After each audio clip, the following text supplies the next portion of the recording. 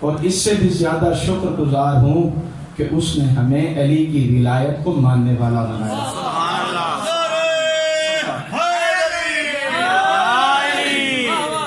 شکر ہے ٹیپو سلطان پور کے بندے نئے بندے کو سن کر داد نہیں دیتے بلکہ ذکر کو داد دیتے ہیں۔ جہاں پڑھنے جاتے ہیں پہلے بندے کو سنتے ہیں یہ بندہ پڑھتا کیسے ہے، اگر ان کے معیار پہ پورا اترے تو داد ملتی ہے ورنہ داد نہیں ملتی۔ یہ بات غلط ہے، آپ نے بندے کو نہیں دیکھنا، آپ نے ذکر کو دیکھنا ہے۔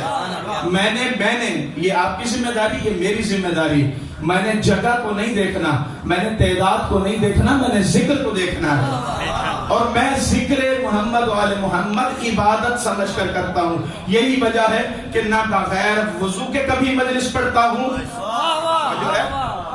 ہمیشہ باوضو ہو کے مجلس پڑھتا ہوں، کیونکہ میرا ایمان ہے کہ یہ عبادت ہے، اور عبادت بغیر وضو کے ہوتی ہی نہیں ہے نا بابا جی، ایسے ہے نا، عبادت بغیر وضو کے نہیں ہوتی۔ آج اس پاک مقام پر، لفظ میں نے پاک مقام جان بوجھ کر کہا ہے کیونکہ زمینیں تو بڑی ہیں، کسی زمین پر نجاست ہوتی ہے، کسی زمین پر کثافت ہوتی ہے، کسی پر کاشتکاری ہوتی ہے، کسی میں رہائش ہوتی ہے، اور کوئی زمین اللہ اپنی عبادت کے لیے چن لیتا ہے۔ کائنات میں دو جگہیں ایسی ہیں جو اللہ نے عبادت کے لیے چنی ہیں، ایک اللہ کا گھر مسجد اور دوسری امام بارگاہ۔ مسجد میں بھی اللہ کی عبادت ہوتی ہے، آؤ ہم بتاتے ہیں امام بارگاہ میں بھی اللہ کی عبادت ہوتی ہے۔ کیوں؟ اللہ کہہ رہا ہے تم میرا ذکر کرو میں تمہارا ذکر کروں گا، تم میرا ذکر کرو میں تمہارا ذکر کروں گا۔ اور کائنات میں حسین سے بڑا ذاکر کوئی نہیں، جس نے نوک سینہ پر سوار ہو کر اللہ کا ذکر کیا، اللہ نے وعدہ کیا حسین تو نے بھی میرا انوکھا ذکر کیا، میں بھی تیرا انوکھا ذکر کروں گا۔ کائنات کے ہر مقام پر حسین حسین میں کروا دوں تو مجھے خدا نہ کہنا۔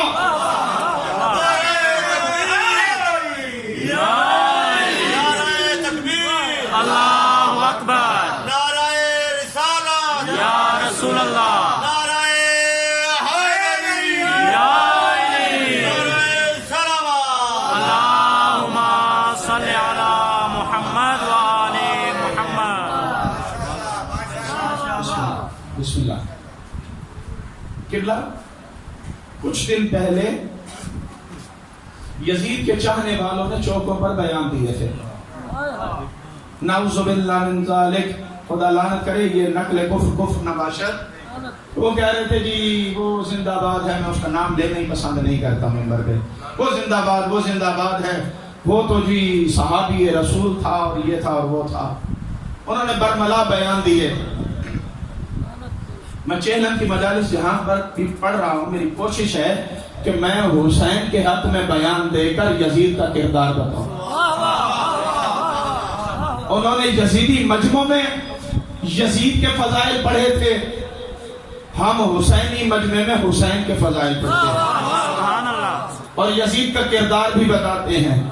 آج دل چاہتا ہے دونوں کردار آپ کے سامنے رکھوں، یزید کون ہے اور حسین کون ہے، جس میں عقل ہوگی، جس میں انسانیت ہوگی، جس کے اندر اسلام ہوگا، وہ خود پہچان لے گا حقیقی اسلام کہاں ہے اور یزیدی اسلام کہاں ہے، وہ پہچان لے گا درودی اسلام کہاں ہے اور برودی اسلام کہاں ہے۔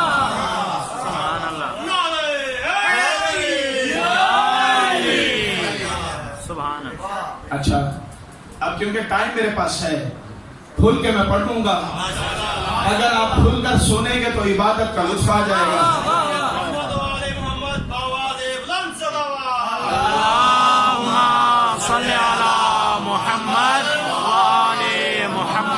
میں نے کہا دو کردار آپ کے سامنے رکھوں گا، کیونکہ کم میں پڑھا ہوں منطق و فلسفہ، فلسفی جسے کہتے ہیں انگریزی میں، فلسفہ اردو میں کہتے ہیں۔ فلسفے کا تعلق ہے عقل کے ساتھ، دین کے ساتھ نہیں ہے، اس کا تعلق دین کے ساتھ نہیں ہے۔ یہی وجہ ہے جب کسی لادین کے ساتھ بحث کی جاتی ہے تو قرآن کی آیت پہ نہیں کی جاتی، اللہ پہ نہیں کی جاتی، عقل سے کی جاتی ہے. بھائی وہ قرآن کو مانتا ہی نہیں ہے، لا دین ہے، خدا کو مانتا ہی نہیں ہے، وہ تو عقلی گفتگو مانتا ہے. آؤ عقلی اعتبار سے ہم تھوڑی سی سیر کرتے ہیں. فلسفہ کہتا ہے تعرف الاشیاء بازدادها، چیزیں اپنی ضدوں سے پہچانی جاتی ہیں. مثلا کیسے؟ اگر اس امام کوٹ میں، امام بارگاہ کے اندر سارے کے سارے مرد بیٹھے ہیں جنسیت کے اعتبار سے، تو پھر کوئی عورت نہیں ہے. اگر عورتیں ہیں، میں فرض کر رہا ہوں نا، اگر عورتیں ہیں ساری، میں نے کہا ساری، میں نے کوئی قید نہیں لگائی، تو پھر کوئی مرد نہیں ہے. اگر اس وقت دن ہے تو رات نہیں ہے، رات ہے تو دن نہیں ہے. کوئی عالم ہے تو جاہل نہیں ہے، کوئی جاہل ہے تو عالم نہیں ہے. کوئی بچہ ہے تو جوان نہیں ہے، کوئی جوان ہے تو بچہ نہیں ہے. ہے نا ایسے؟ اور کوئی مولا کا چاہنے والا ہے تو وہ بغض حیدر رکھنے والا نہیں ہے. اور اگر کوئی بغض حیدر رکھنے والا ہے تو وہ حب حیدر رکھنے والا نہیں ہے. ہے نا ایسے؟ دو کردار. ان دو کرداروں کو سمجھانے سے پہلے صرف حسین کی فضیلت میں ایک حدیث، کیونکہ ہم اپنی طرف سے تو کچھ بولتے ہی نہیں ہیں. ہم جو کچھ بھی بولتے ہیں یا قرآن سے بولتے ہیں یا فرمان سے بولتے ہیں، یا قرآن یا فرمان. اگر قرآن نے علی کی ولایت کو ثابت کیا ہے تو علی ولی ہے، اگر نہیں کیا تو علی ولی نہیں ہے. اگر محمد نے علی کو ولی بنایا ہے تو علی ولی ہے، ورنہ علی ولی نہیں ہے. اور اگر محمد نے اپنی سچی زبان سے حسین کے فضائل پڑھے ہیں تو حسین کی فضیلت ہے، ورنہ حسین کی فضیلت نہیں ہے. اور اگر قرآن نے حسین کا قصیدہ پڑھا ہے تو حسین لائق تحسین ہے، ورنہ نہیں ہے. کیونکہ ہمارا معیار قرآن ہے. ہمارا معیار کسی ایسے کی حدیث نہیں ہے جس نے زندگی کا زیادہ حصہ کفر میں گزارا ہو. ہمارا معیار کوئی ایسا شخص نہیں ہے جس نے زندگی کے آخری عمر میں اسلام کو قبول کر کے کہا ہو کہ اب میں اسلام کا بڑا ٹھیکیدار ہوں، آؤ مجھ سے حدیثیں لو. جس نے رسول کا ایک مرتبہ جھوٹا پیا ہو، اس سے اتنی حدیثیں ہوں، اور جسے محمد اپنی زبان چسواتے رہے ہوں. معیار قرآن یا محمد کی زبان، اس سے کم ہمارا معیار ہی نہیں ہے. اگر ہم نے علی کو علی ولی مانا ہے تو قرآن کی وجہ سے، محمد کی زبان کی وجہ سے. آؤ میں اسی محمد کی زبان سے حسین کی شان میں ایک فضیلت سناتا ہوں. درود بھیجیے محمد علی.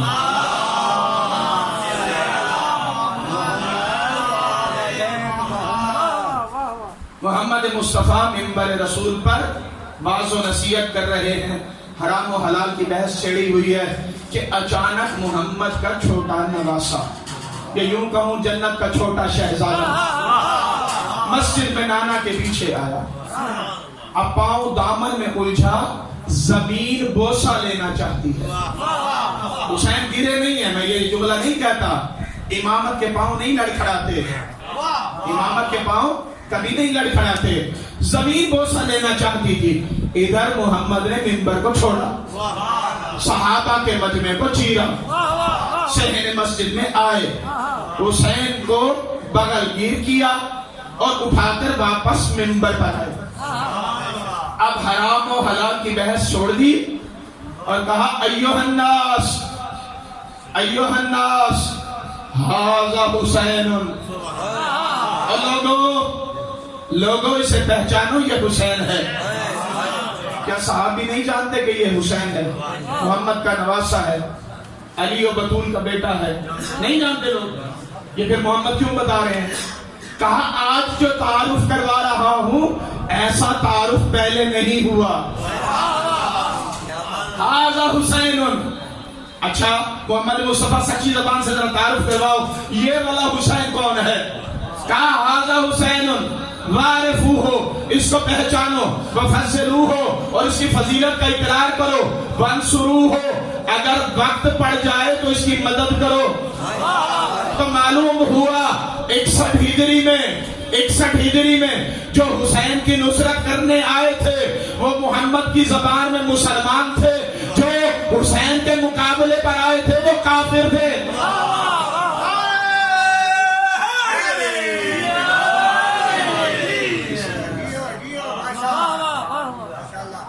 ایک لمحے کے لیے گفتگو کو روک کے دست ادب جوڑ کے یا رسول اللہ یہ حرام و حلال کی بحث چل رہی تھی، آپ نے کیوں بحث کو چھوڑ دیا؟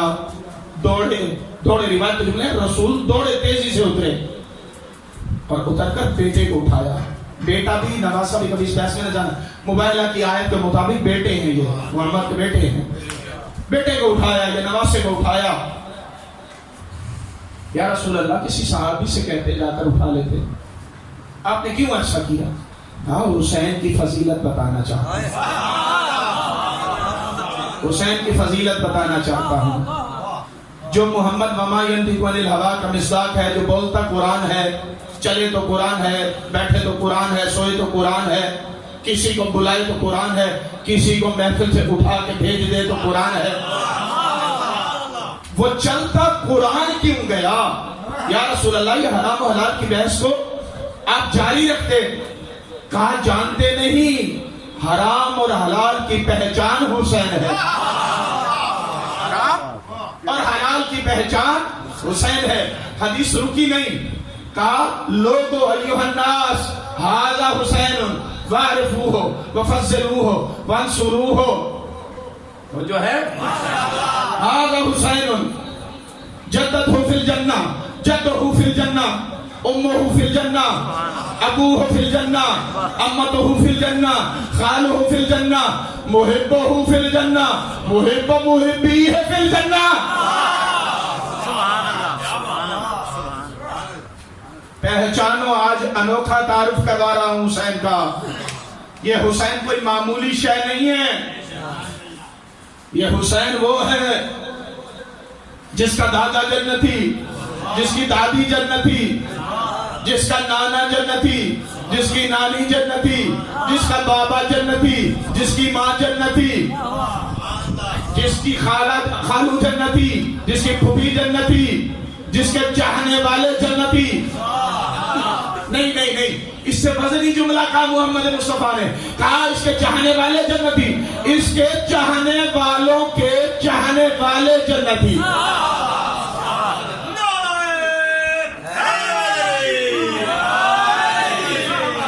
ہم نے حسین کی محبت میں جنت کو اتنا سستا دیکھا، اللہ اکبر، ہم نے حسین کی محبت میں جنت کو اتنا سستا دیکھا، جو حسین سے محبت کرے اس محب کو چاہنے والے کو بھی جنت ملتی ہے۔ تو جس جنت کی تلاش میں دن رات مارا مارا پھرتا ہے وہ جنت میرے حسین کی ہے، وہ جنت میرے حسین کی ہے۔ اور حسین سے عداوت کر کے تو جنت میں جائے گا کیسے؟ ابھی میں نے مجلس شروع نہیں کی، مجلس کو میں اب شروع کرنے لگا۔ محمد علی محمد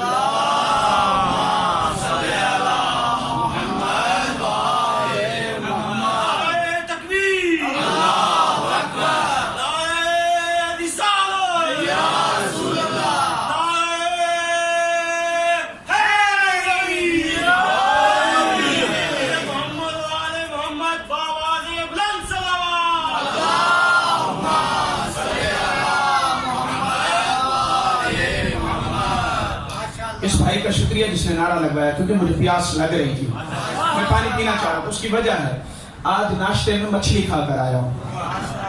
ہماری والدہ نے کہا میں نے مچھلی بنائی ہے، آپ مچھلی کھا کر جائیں۔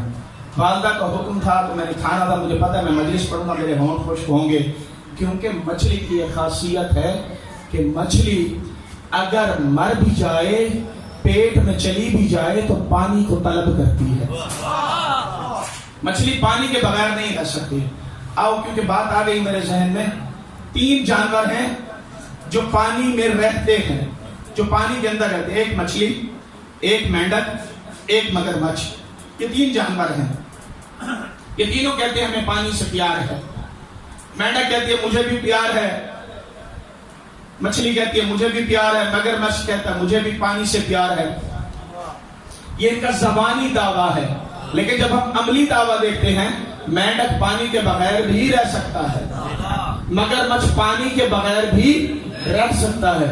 جیسے مچھلی کو پانی سے نکالو، مچھلی تڑپ تڑپ کے مر جاتی ہے، مچھلی تڑپ تڑپ کے مر جاتی ہے، یہی اس کا ذبیحہ ہے. اور پھر مسلمان اسے کھا لیتے ہیں. جب وہ پیٹ میں چلی جاتی ہے پھر بھی کہتی ہے دیکھو میں مر کر بھی پانی سے محبت کرتی ہوں، مجھے پانی کی اتنی طلب ہے، میں تیرے پیٹ میں چلی گئی لیکن پھر بھی مجھے پانی کی ضرورت ہے. شیعان علی بھی مچھلی کی طرح ہے، شیعان علی بھی مچھلی کی طرح ہے، حسین کے چاہنے والے بھی مچھلی کی طرح ہے. جب ظالموں نے کہا تھا ہم دیکھیں گے تم کیسے جلوس نکالتے ہو، تو شیعوں نے کہا تھا آ کر دیکھ لے، ہم مر تو سکتے ہیں حسین کو نہیں چھوڑ سکتے. مر بھی گئے تو ہر ٹکڑا کہے گا یا حسین یا حسین یا حسین یا حسین.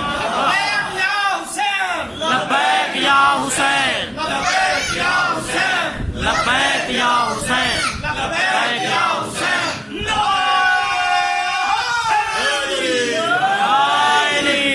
سبحان اللہ. شیعہ مچھلی کی طرح ہیں، مر بھی جائیں گے تو ذکر حسین نہیں چھوڑیں گے. دلیل دلیل یہ نہ کہنا مولانا ہوائی فائر مار کے گئے ہیں. میں قوم کا بھی پڑھا ہوا ہوں، ادھر یونیورسٹی کا BSc MBA ہوں، ہوائی فائر میں کرتا ہی نہیں ہوں، میں دلیل دے کر جا رہا ہوں. کیوں؟ وہ بندہ مر گیا، وہ بندہ شیعہ مر گیا، یہ کہہ رہا ہوں، بلکہ اسے کہنا چاہیے وہ تو شہید ہو گیا.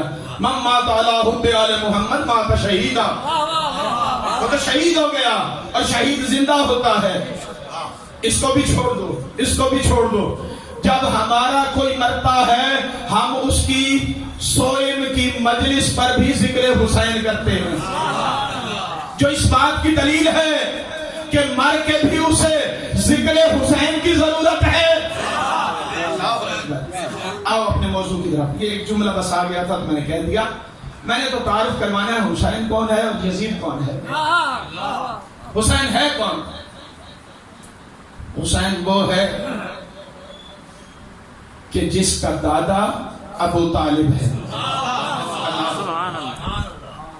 جس کا دادا ابو طالب ہے، کہ جس نے جب تک محمد کی نصرت نہیں کی محمد نے اعلان نبوت نہیں کیا. جو ہے نا، محمد نے اعلان نبوت نہیں کیا. پہلے دن آئے تھے کھا کے بھاگ گئے تھے. وَأَنذِرْ عَشِيرَتَكَ الْأَقْرَبِينَ، اللہ نے حکم دیا اپنے رشتہ داروں کو بلا، اقربین کو بلا. محمد نے اقربین کو بلایا. قبلہ حضرت حسن زیدی صاحب فرمایا کرتے تھے اقرب دو طرح کا ہوتا ہے، ایک الف سے اقرب ہوتا ہے، ایک عین سے اقرب ہوتا ہے. جو ہے الف سے جو اقرب ہوتا ہے اس کو رشتہ دار کہا جاتا ہے، جو عین سے اقرب ہوتا ہے اقرب. اقرب در اقرب ہے شادی نہ کرنا. یہ جملہ سنتے ہو نا، جنتری میں اکثر کہتے ہیں اقرب در اقرب ہے، کوئی نیک کام نہ کرنا. اقرب کا معنی ہوتا ہے بچھو. اللہ نے حکم دیا تھا اقربین کو بلا. محمد نے اقربین کو بلایا. ان الف والے اقربین میں زیادہ عین والے اقربین آ گئے. اقربین آ گئے، کھانا کھا کے بھاگ جاتے تھے. تیسرے دن جو حقیقی الف والا اقرب تھا جس کو ابو طالب کہتے ہیں، حقیقی الف والا اقرب، اس نے کہا محمد قم یا سیدی، میرا سردار کھڑا ہو جا، آج اعلان کر، دیکھتا ہوں کون روکتا ہے. ادھر ابو جہل کھڑا ہوا. ابو طالب دوڑے، گھیرے بان سے پکڑا اور بٹھا دیا. کہا خبردار سنو جو کچھ محمد کہتا ہے. محمد نے اعلان کیا. اب ابو طالب ہے کون؟ جو مربی پیغمبر اسلام ہے. مربی کہتے ہیں تربیت کرنے والے کو، تربیت کرنے والا. کیونکہ ابو طالب کے ہاتھوں محمد کی تربیت ہوئی. شیعہ سنی روایات کے مطابق محمد مصطفیٰ یتیم تھے.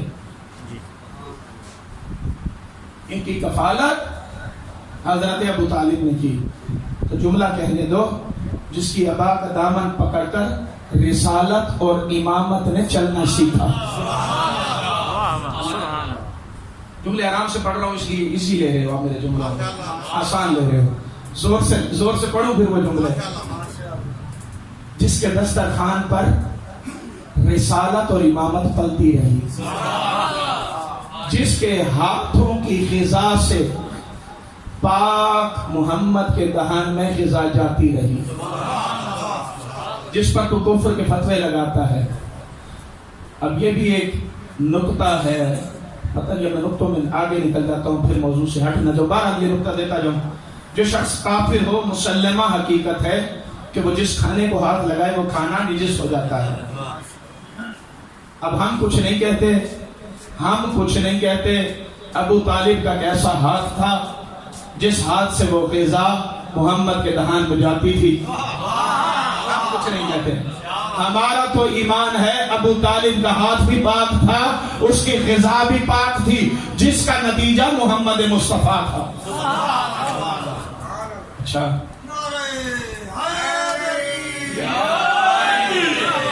معذرت ناراض نہ ہونا, آپ میرے سر کا تاج ہو. اس لیے پہلے جملہ کر رہا ہوں, ہر عزادار کی جوتی کی خاک کے برابر بھی نہیں ہو. نعرہ ڈھیلا نہ لگایا کرو, نعرہ طاقتور لگایا کرو. نعرہ طاقت بے شک نہ لگاؤ. جو میں کیونکہ ذکر میں پہلا جملہ کہا تھا, میں ذکر آپ کے لیے تو کر ہی نہیں رہا.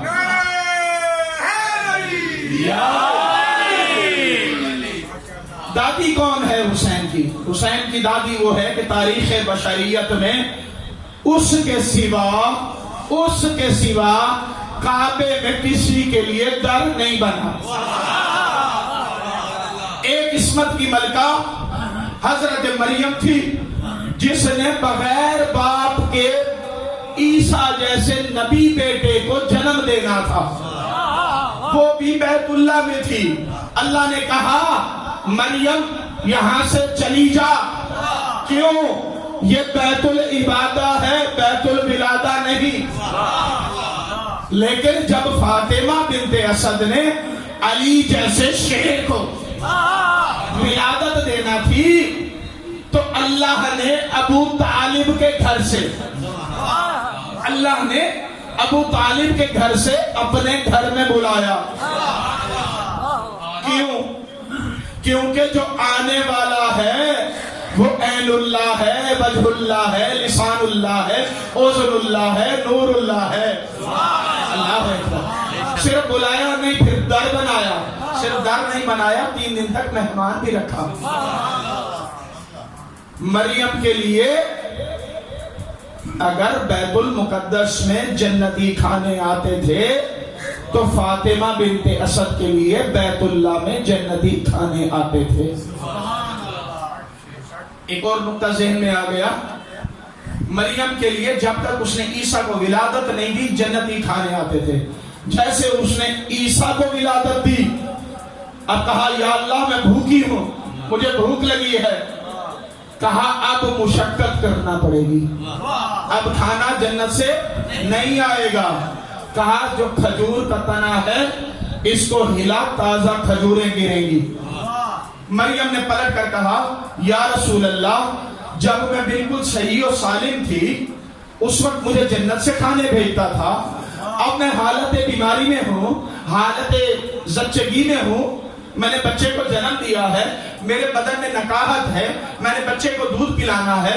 بچہ بھی کوئی عام بچہ نہیں ہے, وہ نبی خدا ہے, میں عصمت کی ملکہ ہوں. اب مجھے کہہ رہا ہے مشقت کر پھر کھانا ملے گا. کہا پہلے تیرے اور میرے درمیان میں کوئی نہیں تھا, پہلے تیرے اور میرے درمیان میں کوئی نہیں تھا, اب تیرے اور میرے درمیان میں عیسیٰ آ گیا ہے. ادھر فاطمہ بنت اسد جب کعبے میں آئی, ان کے درمیان علی تھا. اللہ نے نہیں کہا فاطمہ تیرے اور میرے درمیان میں علی ہے. اللہ نے 3 دن تک کھانا بیچ کر بتایا, جو علی کے در پہ آ گیا وہ سیدھا خدا کے پاس پہنچ گیا.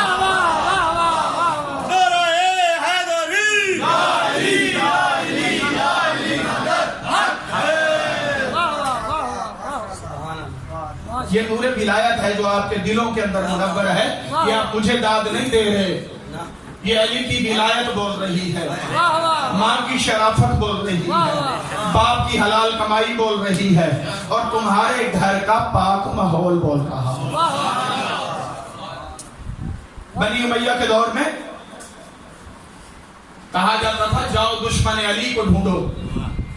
کہا یہ کوئی مشکل ہے؟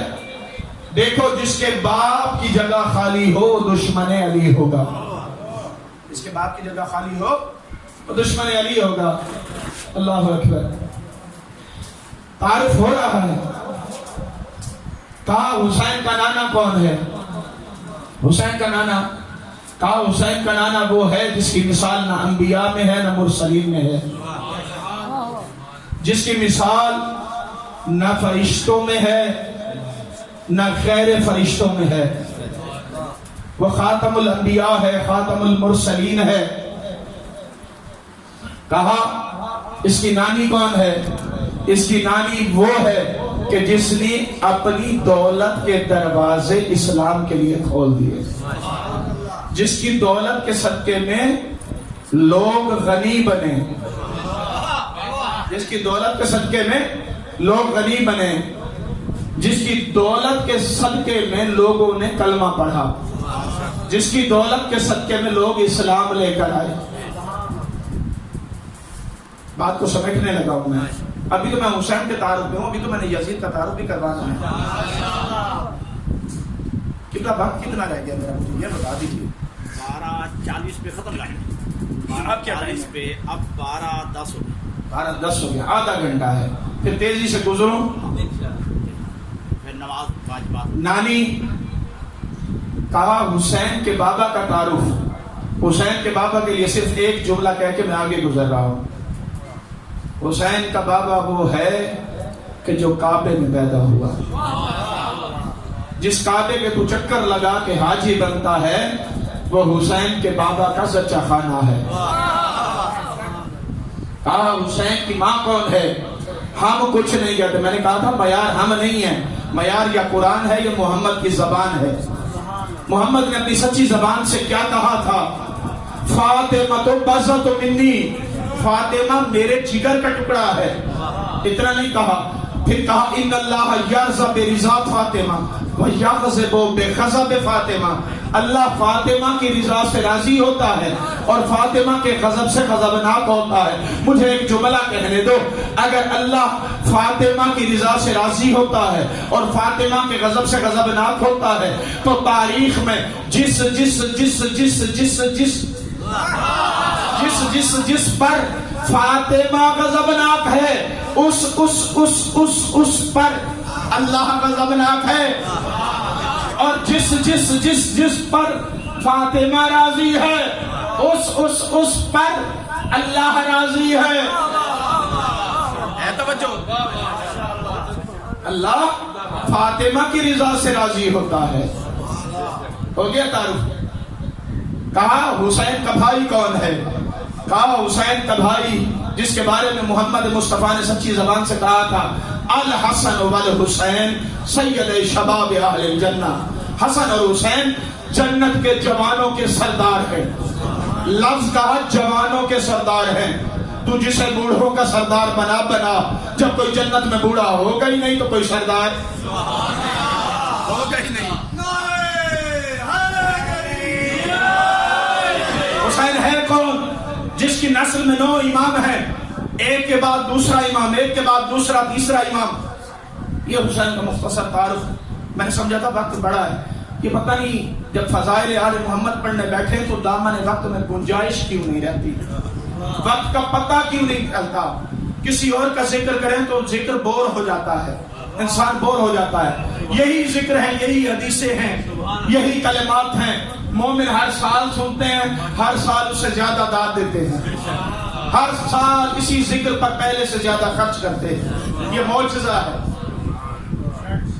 آؤ میں ذرا تشریح کا دوسرا رخ دکھا دوں. وہ جسے تم زندہ باد کہہ کر پکار رہے تھے وہ ہے کون؟ اس کا کردار کیا ہے؟ اس کے آباء و اجداد کون ہیں؟ یزید کا دادا ابو سفیان ہے جو رسول سے جنگیں کرتا رہا. جو رسول سے جنگ نہیں کرتا رہا. اس کی دادی ہندا ہے جو جنگ احد میں سید الشہداء حضرت حمزہ کا کلیجہ چبانا چاہتی تھی. یہی وجہ ہے کہ تاریخ میں اسے 3 نام دیے گئے. عاقلۃ الاکباد، جگر خار. ایسی عورت جو جگر کو چبائے اسے عاقلۃ الاکباد کہتے ہیں. ام الجمیل، حمالۃ الحطب. اب میں بحث میں نہیں جانا چاہتا، یہاں پہ بڑی پیاری بحث تھی. مولانا جو نہج البلاغہ میں خط نمبر 28 لکھا ہے امیر شام کو، قبلہ ذیشان حیدر جوادی صاحب نے اس کا ترجمہ کیا ہے. صفحہ نمبر 527 ہے، الٹی سائیڈ ہے، نیچے والی سطریں ہیں. اس پر میرے مولا نے اس کو کہا ہے حمالۃ الحطب کا بیٹا، ام الجمیل کا بیٹا. میں اس بحث میں نہیں جانا چاہتا. یہ اس کا دادا اور دادی. نانا اور نانی کون ہیں؟ نانا اور نانی عیسائی ہیں. تاریخ میں کوئی زیادہ قبلہ موجود ہیں، زیادہ ان کے بارے میں موجود نہیں ہیں. عیسائی ہیں. جتنے بھی بلند پایا ہوں تھے تو عیسائی. قرآن میں اللہ فرما رہا ہے یہود و نصارہ تمہارے دوست نہیں ہو سکتے. اس کی ماں میسونہ جو خود ایک عیسائی عورت تھی، جب اس کی پیدائش ہوئی، آؤ تمہیں تاریخی واقعات سنا کے جاتا ہوں. جب اس کی پیدائش ہوئی تو اسے ننیہال کے حوالے کر دیا گیا. وہ بادیہ نشین تھے، صحرا کے رہنے والے تھے، اور ان کا کاروبار گانا بجانا تھا. کاروبار گانا بجانا تھا. گانا گا کر جو کمائی آتی تھی، رقص کر کے جو کمائی آتی تھی، اس سے یہ اپنا پیٹ پالتے تھے. توجہ ہے؟ ایسی باتوں پہ خاموش ہو جاتے ہیں. اس سے یہ اپنا پیٹ پالتے تھے. یعنی اس کے پیٹ کے اندر حرام کمائی جاتی رہی. حسین کے بابا کے پیٹ میں ابو طالب کی حلال کمائی جاتی. اللہ اکبر. حرام کمائی. ایک نقطہ تبلیغ کا سنو، امامہ سر پہ ہے. فضائل ممبر رسول ہے ہی فضائل اور تبلیغ کے لیے. فضائل اس لیے پڑھے جاتے ہیں کہ لوگ فضائل علی بھول نہ جائیں. 1.25 لاکھ کے مجمع میں لوگ بھول گئے تھے کہ من کنت مولا کا مصداق کون تھا. 1.25 لاکھ کے مجمع میں یہ اسی لیے بیان کیے جاتے ہیں کہ لوگ بھول نہ جائیں. یہ گانا بجانا انسان کو یزیدیت کی طرف لے کے جاتا ہے. اور ہم کیا کہہ دیتے ہیں؟ بچہ گھر میں گانے کو سن رہا ہے، اچھا چلو باہر تو نہیں گیا نا، بری صحبت میں تو نہیں ہے، برے بچوں کے ساتھ محلے میں تو نہیں کھیل رہا، میری آنکھوں کے سامنے تو ہے نا. ماں باپ کی کیا دیتے ہیں؟ چلو جی میری آنکھوں کے سامنے تو بیٹھا، ہاں کمپیوٹر پہ گانے ہی تو سن رہا. یہ گانا سننا یزیدیت کی طرف لے کر جاتا ہے، اور قرآن حسینیت کی طرف لے کر جاتا ہے.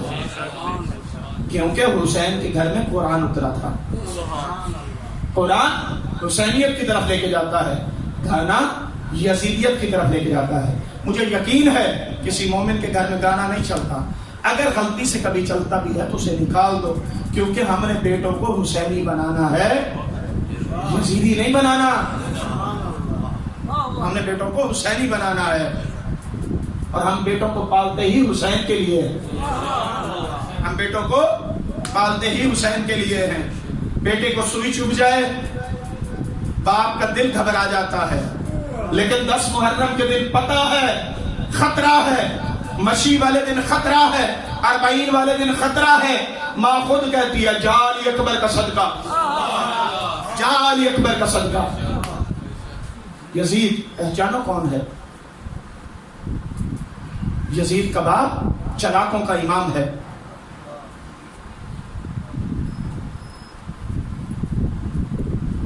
کہتے ہیں یزید نے حسین کو قتل نہیں کیا تھا.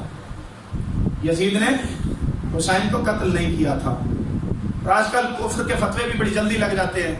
کسی ایک صحابی رسول کے بارے میں چاہے علمی گفتگو ہی کیوں نہ کرو، فوراً سے فتویٰ لگ جاتا ہے کفر کا فتویٰ. ہم علمی گفتگو کرنا چاہتے ہیں پھر بھی کفر کا فتویٰ. جناب وہ صحابی رسول ہے، وہ صحابی رسول ہے، اس کے بارے میں کوئی بات نہیں کرنی. مجھے بتاؤ حسین سے بھی بڑا کوئی صحابی رسول ہے؟ تاریخ میں محمد نے کسی صحابی کو کاندھوں پہ سوار کیا ہو؟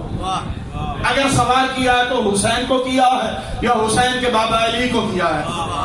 تاریخ میں محمد نے کسی صحابی کے ہاتھوں میں اپنی زلفیں دی ہوں؟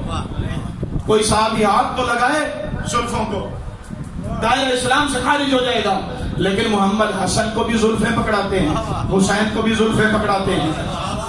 حسین کہتے ہیں نانا دائیں مڑو، زلفیں دائیں مڑتے ہیں، نانا دائیں مڑ جاتی. یہ نانا نہیں مڑ رہا، یہ محمد مڑ رہا ہے. یہ محمد نہیں مڑ رہا، یہ قرآن مڑ رہا ہے. یہ قرآن نہیں مڑ رہا، یہ اسلام مڑ رہا ہے. اللہ اکبر. بتاؤ مجھے کوئی ایسا صحابی. کہتے ہیں یزید نے قتل حسین نہیں کیا تھا. ہم کچھ نہیں کہتے. آؤ برادران اہل سنت کی کتابوں سے بہترین مفکرین علماء کی زبانی بتاتے ہیں کون قاتل حسین ہے. شیعہ کو دب کر ریفرنس نہیں دے رہا. ڈاکٹر طاہا حسین قبلہ میرے ساتھ بیٹھے ہیں، بہت بڑی علمی شخصیت ہیں.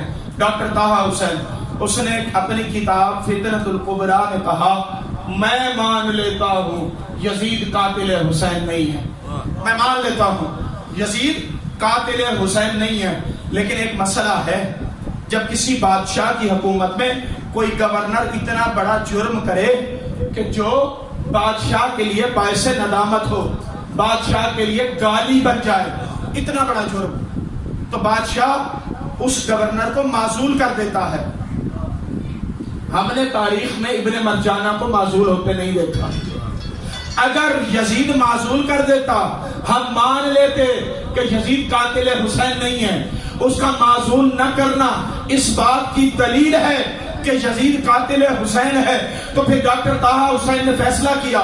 اس نے کہا جتنا مجرم قاتل حسین ہے اتنا مجرم قتل حسین پر خاموش رہنے والا ہے.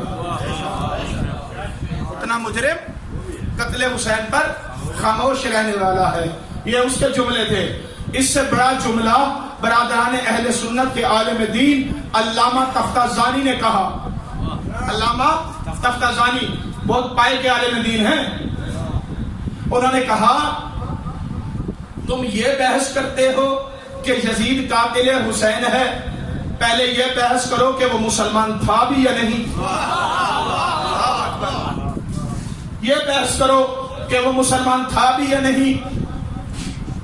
کہا کبھی مسلمان ہو تو ہو، قتل حسین کے بعد وہ مسلمان نہیں. اس نے دلیل دی. اس نے کہا محمد نے سچی زبان سے کہا تھا حسین منی و انا من الحسین، حسین مجھ سے ہے، میں حسین سے ہوں. جس نے حسین کا قتل کیا اصل میں اس نے محمد کا قتل کیا. اور جب محمد کا قاتل ہو وہ مسلمان نہیں ہوتا. جو محمد کا قاتل ہو وہ مسلمان نہیں ہوتا.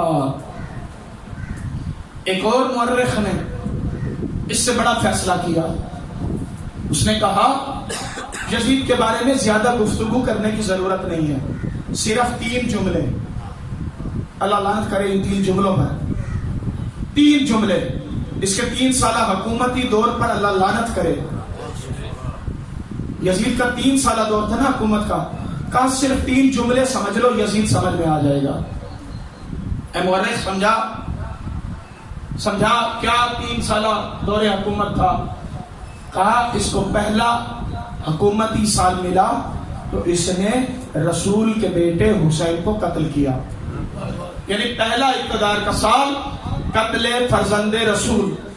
دوسرا سال مسجد نبوی کی بربادی، یعنی شہر مدینہ کی بربادی. اور کیسی بربادی؟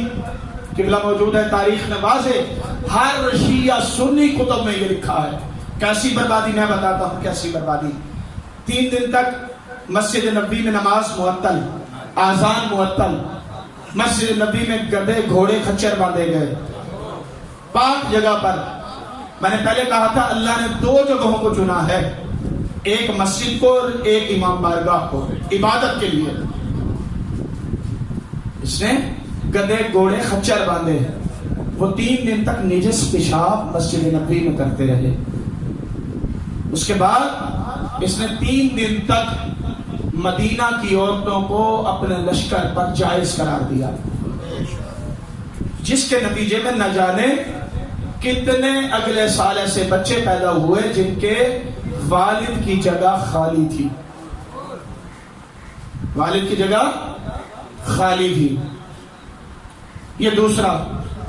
تیسرا، بیت اللہ پر اس نے منجینک سے حملہ کیا، پتھراؤ کیا، آگ لگائی، جس کے نتیجے میں خلاف کعبہ چل گیا، جس کے نتیجے میں بیت اللہ کی عمارت شہید ہوئی.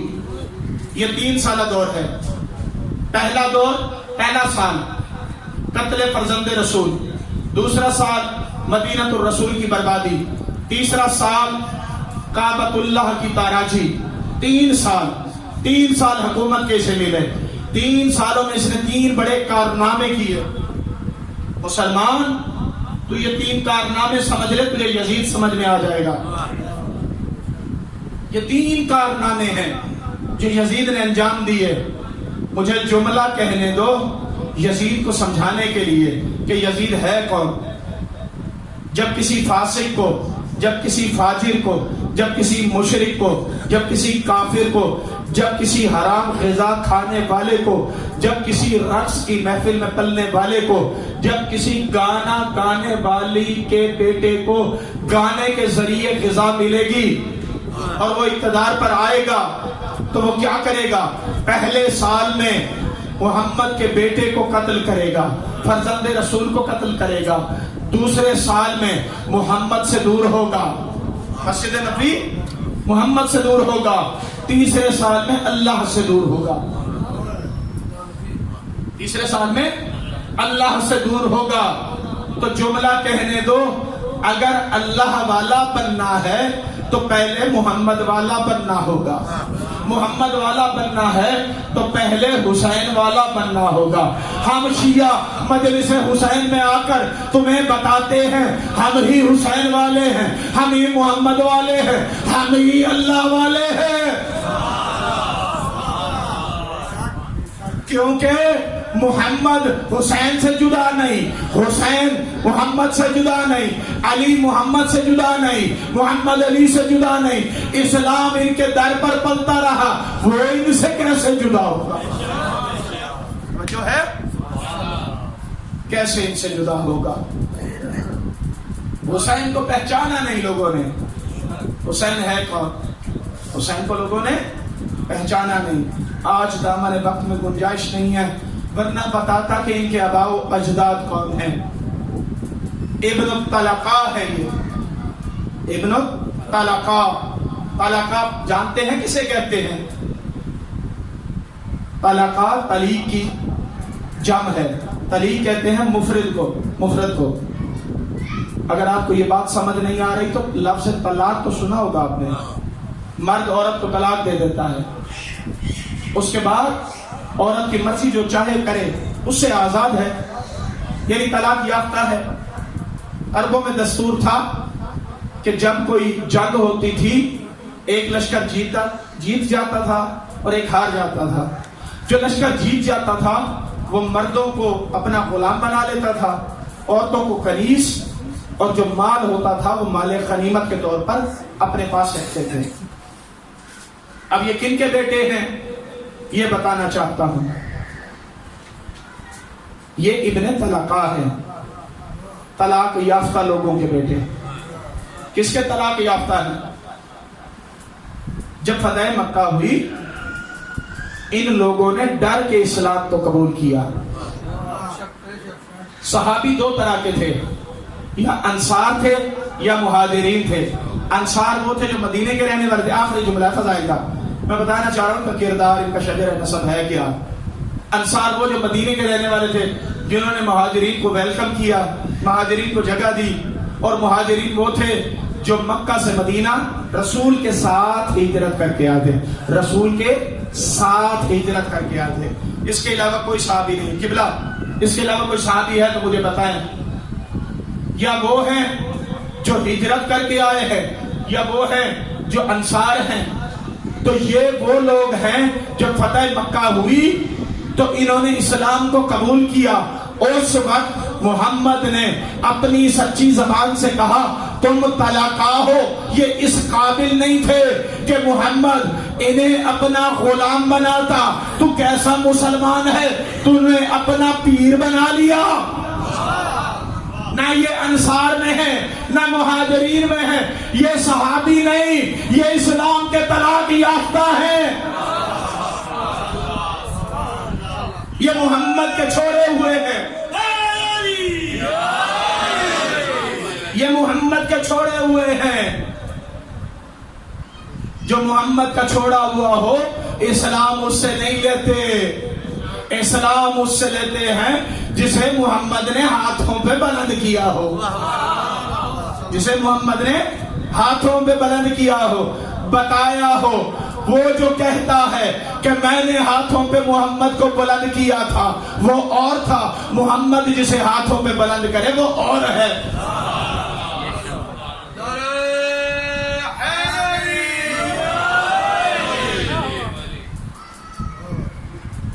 عزت بھی بڑی تھی تو مصیبت بھی بڑی تھی.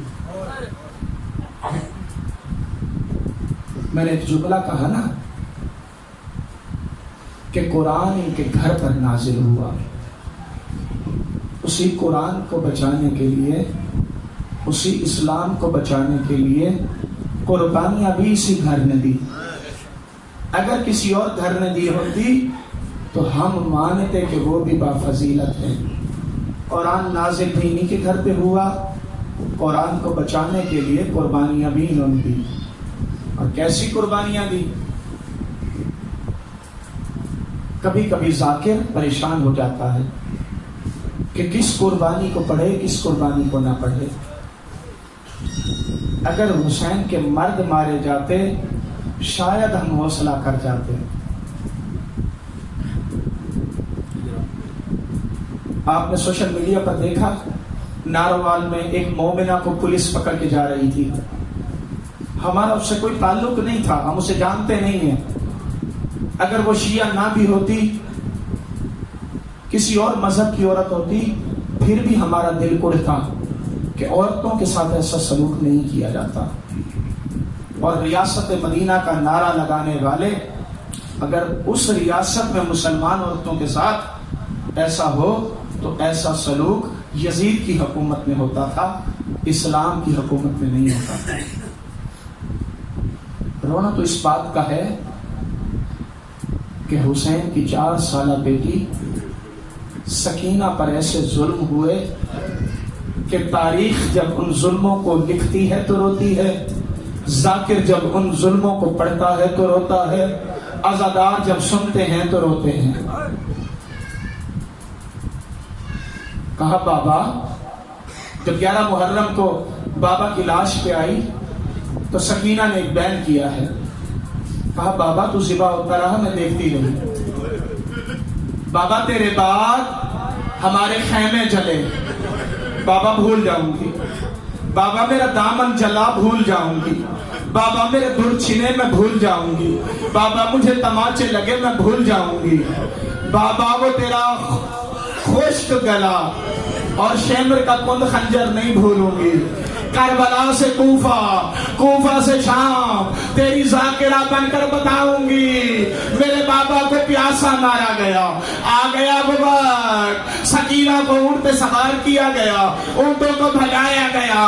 اچانک حسین کے سر والا نیزہ ایک زمین پہ گر گیا. شیمر تازیانہ لے کر آیا, کہا حسین آگے کیوں نہیں چلتا؟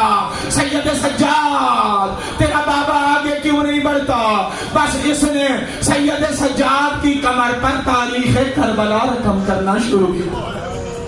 ایک مرتبہ سید سجاد کا چہرہ بابا کے نیزے کی طرف گیا. جیسے بابا کے نیزے کی طرف گیا, کہا بابا سجاد میں ہمت نہیں ہے, تازیانے برداشت کرے.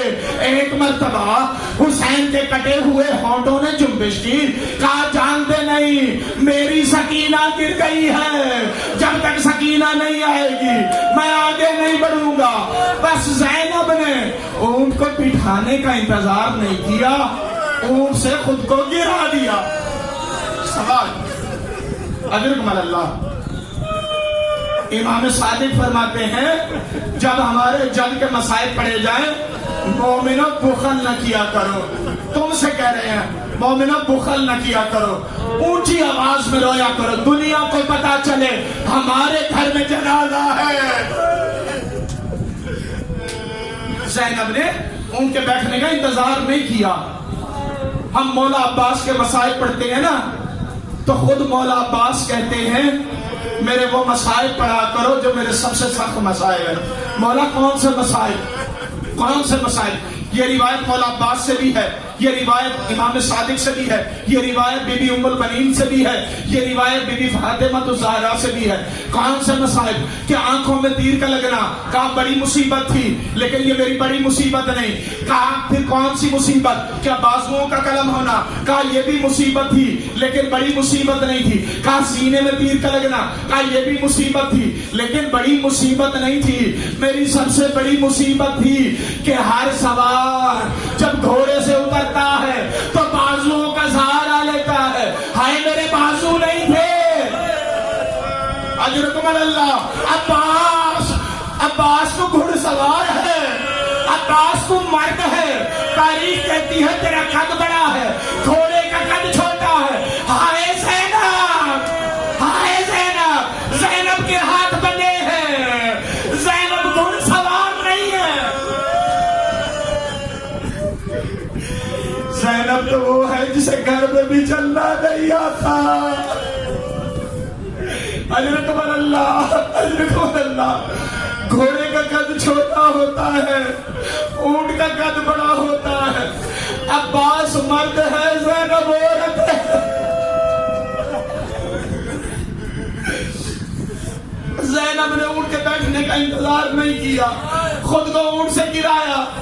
اب کیسے زینب گری میں نہیں پڑھتا، ہاتھ تو بندھے تھے۔ روایت کہتی ہے زینب منہ کے بل زمین پر گری۔ زینب نے دوڑنا شروع کیا، دوڑتی ہوئی ایک مقام پر آئی۔ کیا دیکھا؟ کوئی کالے برقعے والی عورت ہے، سکینہ کو گود میں لے کر بیٹھی ہے۔ زینب نے پوچھا اے بی بی تو کون ہے؟ عالم غربت میں ہم پر احسان کرنے والا۔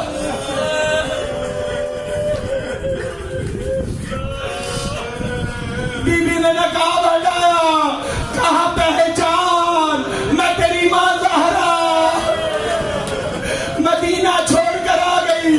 جب سے میرا حسین مارا گیا میں تیرے قافلے کے پیچھے ہوں، جو بچہ گرتا ہے میں اسے اپنی گود میں۔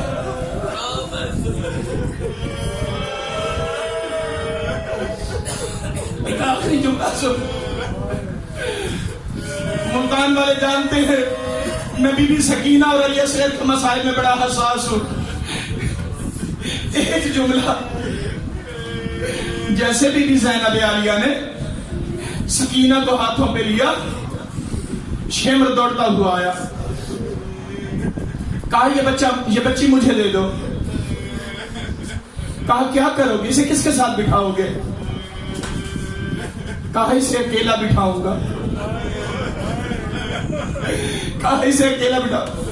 کہا اگر میرے ساتھ نہیں بٹھاتے ماں رباب کے ساتھ بٹھا دو، رباب کے ساتھ نہیں ام کلثوم کے ساتھ۔